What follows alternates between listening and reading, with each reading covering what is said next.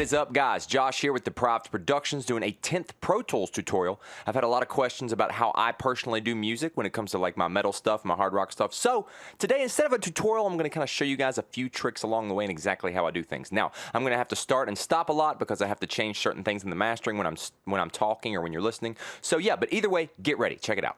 So what I've got going on here is I've got 4 audio tracks, some guitars that I've tracked here, okay? And then I've got, you can see how I got the bass, the kick, the snare, the toms, the hi-hat, the overheads, different drum MIDIs that I've used. I either use a MIDI drum set when I record them, or I hand them over to a buddy and have him do it. They go to a drum bus, and then everything's going to this master. Now, as you can tell, some of the plugins are bypassed, but that's because I'm talking right now. But either way, and you got a click track. Now, this click track you can make yourself, which is really cool, and it'll go with whatever tempo. So if I scroll over and you see that my tempo is 135, it'll set the click to that. You literally just go to track and create click track. It'll create this, and the first little plugin will pop up here, and boom, you can create a little click track. You know what I'm talking about? But anyway, let me show you what I got going on here. So first, let's talk about these guitars. I got a left and a right 2 times, so check it out. We got one right here. I'm gonna let y'all kind of listen to these first 2 right here, which is the left and the right. You just kind of got an idea. I've got the click off for now.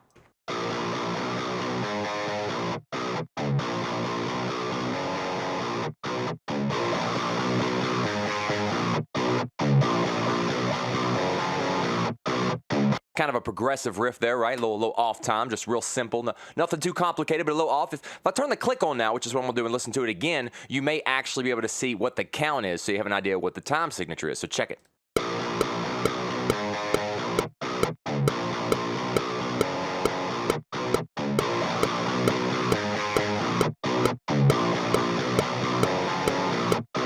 The number, my friends, is 7. I'm calling 7. You can call it 7/4, you can 7/8, whatever you want to call it, I don't care. But the point is it's 7 count riffs. Now, what I'm going to do with the drums and the bass and stuff like that, I'm actually going to throw that off a little bit because I like polymeter and polyrhythmic patterns, and of course I like keeping things a little interesting. But there you go. So what we're going to check out now is these other 2 guitar tracks here. If I unmute these, so I'm going to let you check these out. It's literally the same guitar part, but octavated, a little octave higher, a little different. It kind of just adds some flesh, adds some beef, you know, to the guitar tones to make them sound a little more powerful. Check it out. Let's listen to the 2 new guitars by themselves first.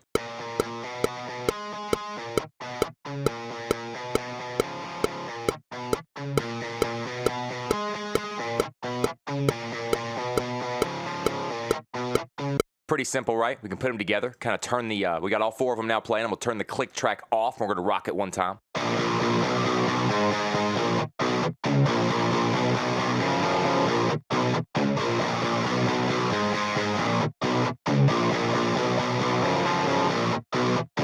Got some big sounding guitars in there now, right, left and right, 2 times, a little high, a little low, a little both, you know what I'm talking about? Now, the way I mix everything is not something I'm gonna talk about today. I'm just talking about creation. Now, let's go real quick to the bass because it's pretty simple. Now, with just the bass unmuted, I use a plugin called Trillion Bass. And what I'm doing here is I'm MIDIing it out. Now, there are several times in real tracks that I track them, but definitely for just getting things together, I definitely use this and mix it the way I need to, and then, of course, run it through. So the bass by itself, of course, even though it's MIDI, doesn't sound terrible. Let's check it out.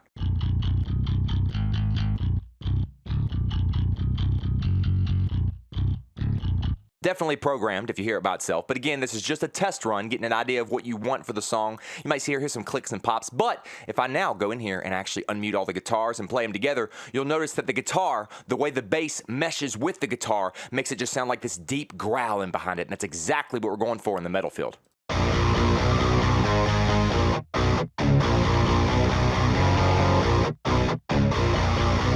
Now again, a lot of the time the drums are recorded, and they're recorded on one track, and then I split them. I use Superior Drummer 3.0 for a lot of my samples. Literally all of my samples. I use an electronic drum kit here we have, and I got another buddy, the Thomas Jenkins. I let him jump on here and do some stuff sometimes too. And then I separate them because of different side chaining and stuff like that, and we'll talk about that one day soon. But the point is, when it comes to drums, I've got the kick, I've got the snare, I've got the toms, which are not being used for this. I've got the hi-hat and the overhead. Now, again, I just plug them in, pump them in really quick. This is completely programmed, so we're going to plump it in over the top. But check it out. I'm going to turn the hi-hat on first, and we'll kind of just show you what it's doing. Now remember what the click sounded like, okay?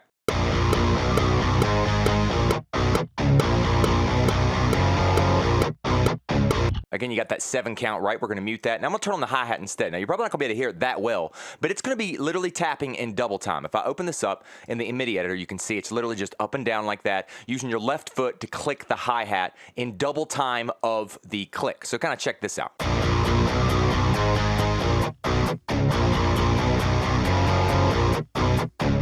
Okay, you see what I'm doing there? That's keeping our beat, you know what I'm saying? Now the thing is, there's a couple other ideas that you could do with that 7. Even though it's in 7, you can kind of mimic with the drums that it's still actually a 4/4 pattern and then cut it off early. So I'll kind of explain what I'm talking about by adding the kick and the snare. Now if you listen to them over top the overheads, you're going to need the rest of the riff to kind of have an idea what's going on. So I'm going to play it all at once and see if you understand that the bass and the kick and the drum, the kick and the snare, the bass and the snare, whatever you want to call it, I can't remember, are literally doing more of a 4/4 pattern. They're literally following the guitar. The bass pedal will follow the guitar when it comes to the type of notes that it's hitting. The snare will continue its 4/4 type of pattern over 2 measures of the 7 and kind of just give it like an off time kind of feel the second time through the riff before it starts over. So kind of check this out.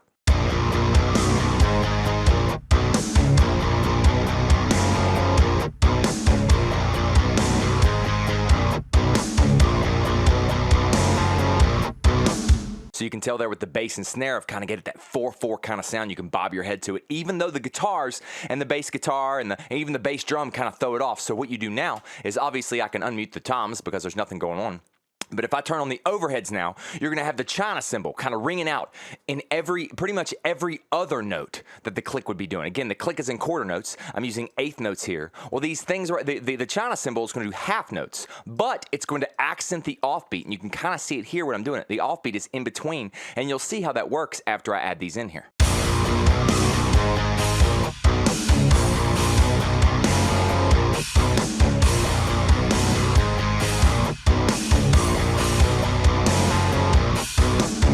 And there you have it. And to make it all pretty, all I really do is I add my mastering in, which is literally all I've got here is an EQ or reverb, compression, and a limiter. And that's really all that's going on. Again, the settings are quite skewed. But besides that, after I turn it on, kind of tweak the EQ a little bit, which has already been done, and then turn the compressor on and turn a little reverb because it's really dry, but you want a little bit of a room there, and you end up with a sound kind of like this.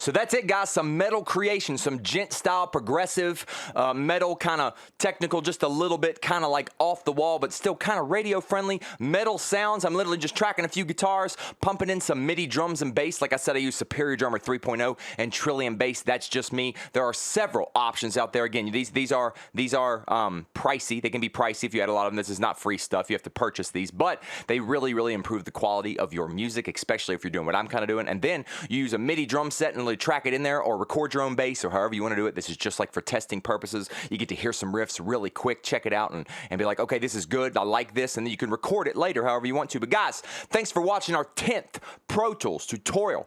Go subscribe to the DepriveD Productions Facebook page or the YouTube channel and like the Facebook page. And go check all our videos out, man. There's all kinds of them. Check it out. Have some fun, whatever not. Hit up DepriveD. You want to hear some music like this? Hit up DepriveD with a capital D at the beginning, a capital D at the end. On Bandcamp, on SoundCloud, anywhere you want, just find us. Apple Music, Amazon Music, Spotify.